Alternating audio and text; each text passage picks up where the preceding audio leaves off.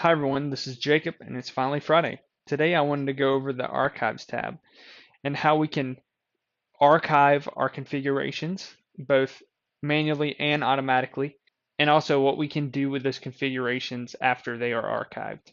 So there are two different ways we can archive a configuration.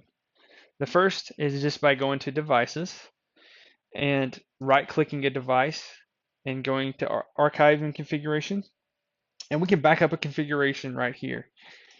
We just click yes and we are good to go. That configuration is now being archived.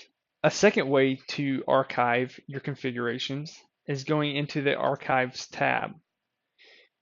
It is here that we can create automatic backups based on the schedule we choose. So let's create a configuration. We'll call this, we're going to back up our core, so core devices. We're going to set the maximum to 30. That's fine. We have the disk space. And we're just going to do an archive of the configuration data. We'll click next and we'll go to our core devices. We'll hit next there and that will back up all of our core devices. Now this goes off of groups within your device tab, and I will show you that in just 1 second.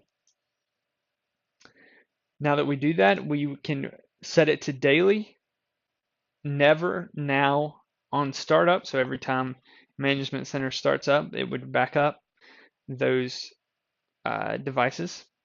You can do once or weekly. So we will go with weekly and choose today's date. And we will start it up after hours. We will abort on failure and we are good to go.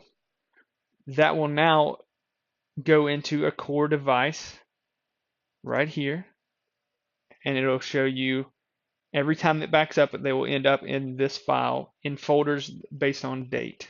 So what can we do with archives once we have a configuration saved? Well, there's a couple things. One, that earlier single configuration that we did, those go underneath Management Center Archive, and we can see that we do in fact have an archive of that device configuration. So this alert right here shows you that this one is different than the previous one. So that's great to know. If you're having issues with a device, then you can go and you can actually compare that config with previous config. So we can right click and we can hit compare configuration files.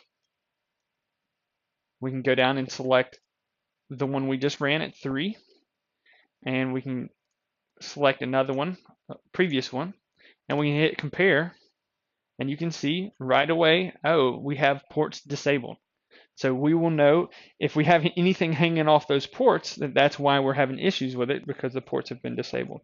So you can quickly see the differences in the configurations by just doing the config compare.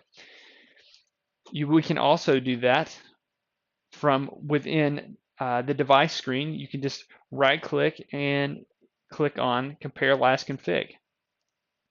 That'll bring up the 2 latest configs and compare those side by side. And once again, you see the disabled port. So let's say you are having issues with the controller, you messed up the config.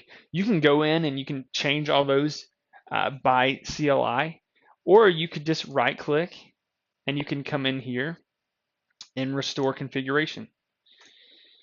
We know the last one was good. So the one at 253 was a good config. So we can go in and we can start that up. Hit yes, and that will load up that config. So it's a way that one, you can correct errors if you have any on a config, and it also allows you to swap out devices. If you have a switch that you need to RMA, you can just stick the new switch in and push out that old switch's config to the new switch. So once again, saving you time there as well. So it's a great way to keep an eye out on your configurations and have an idea of what is actually going on with your configurations on your devices. That's it for this Finally Friday. I appreciate your time. Thank you for joining me, and I will see you next time.